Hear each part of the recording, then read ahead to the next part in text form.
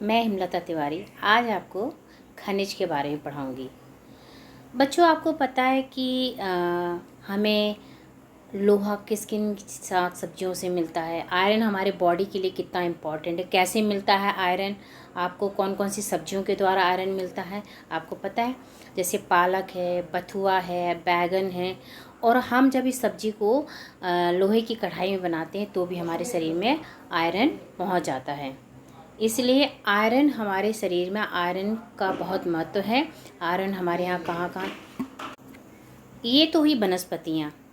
अच्छा, आपको पता है हमारे घर में लोहे की कौन कौन सी चीज़ें उपलब्ध हैं? जैसे कि पेंचकस है, कढ़ाई लोहे की है, और साइकिल हमारे यहाँ लोहे की, और क्या क्या है, हथौड़ी भी लोहे की होती है। तो बहुत सारी चीज़ें हमारे घर में लोहे की पाई जाती हैं। आपको इसकी एक सूची भी बना के लिख सकते हो कि हमारे घर में ये चीज़ें हैं। जैसे मैंने आपको 3-4 चीज़ें खुद ही बताई हैं। और उसके बर्तन भी होते हैं लोहे की। कढ़ाई तो आपने देखा, उसमें आयरन बनता ही है। पेंचकस है, हथौड़ी है।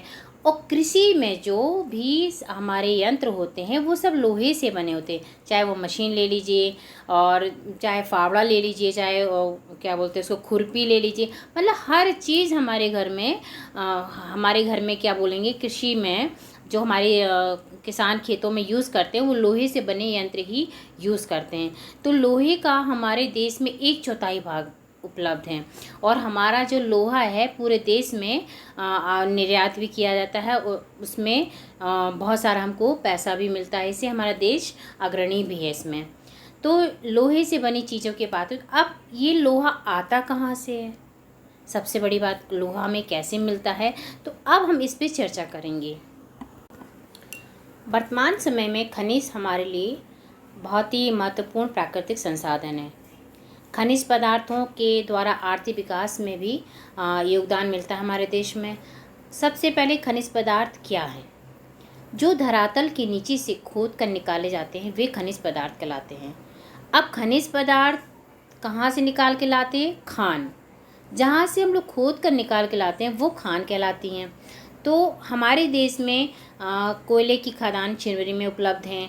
और कहाँ कहाँ से मिलता है तो इसके बारे में हम आगे विस्तार से पढ़ेंगे। साथ ही हम बताएं कि खनिज पदार्थ जिन कच्ची धातुओं से मिलकर बना होता है उसे हम अयस्क कहते हैं। आप लोगों ने बहुत मिट्टी के बड़े बड़े पहाड़ देखे होंगे, और खड्डे, पहाड़, बालू आदि खोदते देखा होगा। जैसे कि जो गिट्टी आती है हमारे यहाँ, मोरंग गिट्टी आती है। कहाँ से आती है?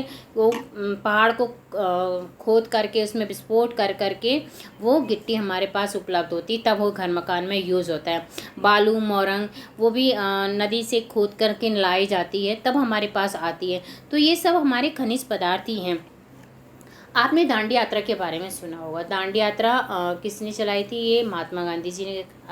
ये किसके लिए था? ये नमक के लिए था। आप लोगों को पता है नमक भी कैसे मिलता है, सेंधा नमक वगैरह। तो ये सब हमें धरातल पर उपलब्ध होता है। अब इसी तरह से बहुत सारी खनिज पदार्थ हमारे पास होते हैं। और ये कैसे आते हैं हमारे पास, कैसे इनका रूप परिवर्तन होता है, कैसे हम अपने दैनिक जीवन में इसका उपयोग करते हैं, तो ये बहुत इम्पॉर्टेंट है।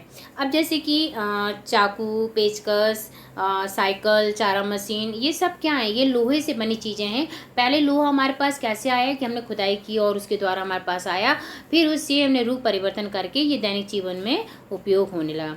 तो ये जो हमारे पास खनिज है, खनिज कितने प्रकार के होते हैं? 2 प्रकार के, धात्विक और अधात्विक। जैसे धात्विक है लोहा, तांबा, सोना, चांदी, एल्यूमिनियम, ये हमारे धात्विक पदार्थ हैं। और अधात्विक में क्या आएंगे? जैसे कोयला, खनिज तेल, अभ्रक, गंधक, पोटाश आदि।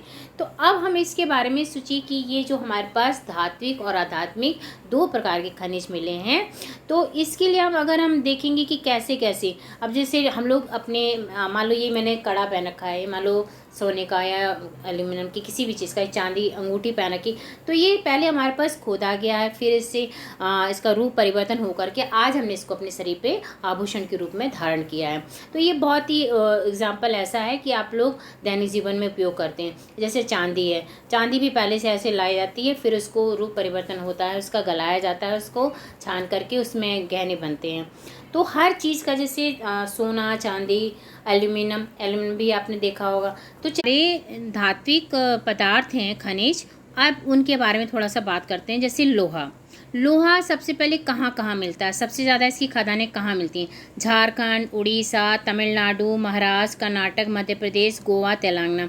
अब इसका महत्व क्या है? लोहे से हम लोग क्या क्या कर, इस प्रकार की मशीनरी, कल कारखाने के निर्माण में काम आता है। और लोहे की बहुत सारी चीज़ें मैंने आपको बताई कि गाँव घर में भी उपयोग में लाई जाती है दैनिक जीवन में। तांबा, राजस्थान, झारखंड, मध्य प्रदेश, कर्नाटक। आपसे प्रश्न पूछा जा सकता है कि तांबा सबसे पहले सबसे ज़्यादा कहाँ मिलता है? तो आपको ये पता होना चाहिए कि राजस्थान, झारखंड, मध्य प्रदेश, कर्नाटक, सिक्किम, आंध्र प्रदेश। अब तांबे का उपयोग कहाँ कहाँ होता है?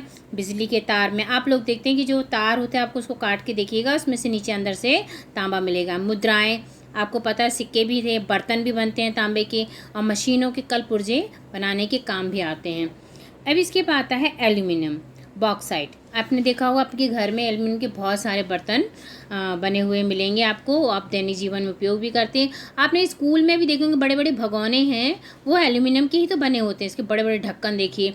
तो एल्यूमिनियम बहुत ही कहाँ कहाँ होता है? उड़ीसा, गुजरात, महाराष्ट्र, झारखंड, छत्तीसगढ़, मध्य प्रदेश, गोवा, कर्नाटक। तो ये सबसे ज़्यादा यहाँ पाया जाता है। इसका उपयोग आपने देखा वायुयान यानी हवाई जहाज़ को देखा होगा, वो किसका बना होता है?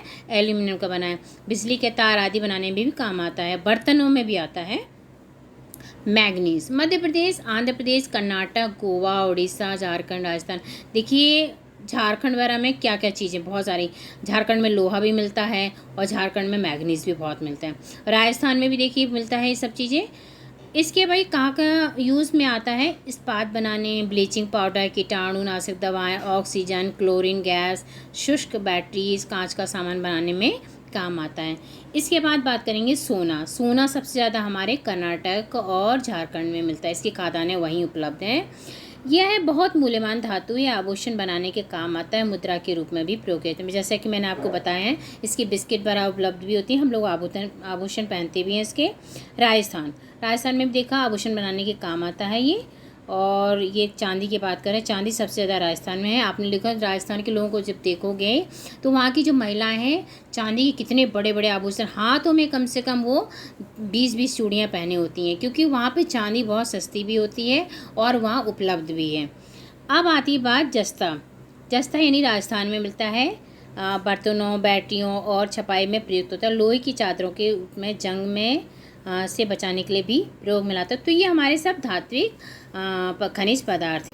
अब हम बात करेंगे अधात्विक खनिज पदार्थ की। अभ्रक, संगमरमर, नमक, चूना पत्थर, हीरा। अब अभ्रक कहाँ कहाँ मिलता है? आंध्र प्रदेश, राजस्थान, झारखंड। और इसका उपयोग क्या क्या है? बिजली के उपकरण, तार, वायुयान, कंप्यूटर, लालटेन की चिमनियाँ, चश्मों, उच्च ताप की भट्टियों आदि के निर्माण। आप लोगों ने देखा है बिजली के तारों में भी होता है, वो जो वायुयान उसमें भी होता है, कंप्यूटर, लालटेन की चिमनियाँ। तो ये सब कहाँ होता है? इनको उपयोग है इसका ये। संगमरमर, संगमरमर आपको पता है कि जो फर्श पे भी लगता है, फर्श पे संगमरमर के कहते हैं ना, पत्थर है। मध्य प्रदेश और राजस्थान में सबसे ज़्यादा मिलता है। और ये सुंदर और कीमती मूर्तियों, इमारतों का निर्माण और काम में फर्श, आपने संगमरमर की मूर्तियाँ भी देखेंगे मंदिरों में। तो ये सब जो सफ़ेद सफ़ेद होता है वो संगमरमर, लाल संगमरमर कई कलर का होता है। नमक, राजस्थान, हिमाचल प्रदेश, गुजरात, तमिलनाडु, महाराष्ट्र, उड़ीसा, आंध्र प्रदेश, केरल। तो नमक ये सबसे ज़्यादा यहाँ मिलता है। यह जीव जंतुओं, भोज्य पदार्थों, आपको पता है नमक के बिना आदमी रह ही नहीं सकता। नमक हमारे दैनिक जीवन में उपयोग भी होता है और हमारे शरीर के लिए बहुत ही आवश्यक है। इसके बाद है चूना पत्थर। चूना पत्थर भी आपको पता है, राजस्थान, मध्य प्रदेश, आंध्र प्रदेश, गुजरात, कर्नाटक, तेलंगाना, छत्तीसगढ़। और ये सबसे बड़ी बात है कि इसका उपयोग क्या क्या है? सीमेंट उत्पादन में, लोह इस्पात उद्योग, उर्वरक, रसायन उद्योग में उपयोग किया जाता है। इसमें देखिए थोड़ा क्लियर नहीं हो रहा है, रुको एक मिनट। इसके बाद हीरा। हीरा कहाँ का मिलता है? मध्य प्रदेश यानी पन्ना में हीरा सबसे ज़्यादा मिलता है। यह कीमती पत्थर है, आभूषणों, उद्योग कार्यों में इसका उपयोग किया जाता है। ये देखिए अब क्लियर हुआ, इतनी देर से क्लियर नहीं हो रहा था। तो फिर से आप देख लीजिए, ये सारे हैं सीमेंट। सबसे पहले मैं आपको बता दूं चूना पत्थर कहाँ का है। सीमेंट उत्पादन, लौह इस्पात उद्योग, उर्वरक एवं रसायन उद्योग में उपयोग किया जाता है। दूसरा है हीरा। हीरा हमारा मध्य प्रदेश में यानी पन्ना में पाया जाता है। यह कीमती पत्थर होता है। आभूषण और औद्योगिक कार्यों में इसका उपयोग क्या, खासकर मैंने तो अंगूठियाँ सुनी हीरे की, और बहुत सारी चीज़ें बनती हैं इससे, हार वगैरह। तो ये बच्चों सब खनिज पदार्थ हैं जो दो प्रकार से बताए मैंने, धात्विक और अधात्विक। तो बच्चों इसमें हमारे पास मोटरसाइकिल इंजन में कौन कौन सी धातुएं प्रयोग में लाई जाती हैं, और इसका जैसे हमारे पास कृषि यंत्र में भी ये उपयोग में लाया जाता है। तो हमें ये सब चीज़ें दो प्रकार के खनिज थे, धात्विक और आधात्विक, जिनका हमारे दैनिक जीवन में बहुत उपयोग होता है। और कृषि यंत्र में हो, घर के कार्यों में हो, या फिर हम ऑफिस में हो, हर जगह हमारे खनिज पदार्थ ये उपयोग में लाए जाते हैं। तो हमें अपने खनिज पदार्थों का बहुत अच्छे से उपयोग करना चाहिए और इनको व्यर्थ गंवाना नहीं चाहिए। कोयला वगैरह है, देखिए रेल के डिब्बे सब उसी से चलते हैं। तो जितनी चीज़ें हमें मिलती हैं धरती के नीचे से, तो हमका सबको सदुपयोग करके रखना चाहिए, संजो के रखना चाहिए। जितना ज़रूरत हो उतना उपयोग में लें, किसी भी चीज़ को बर्बाद ना करें। धन्यवाद।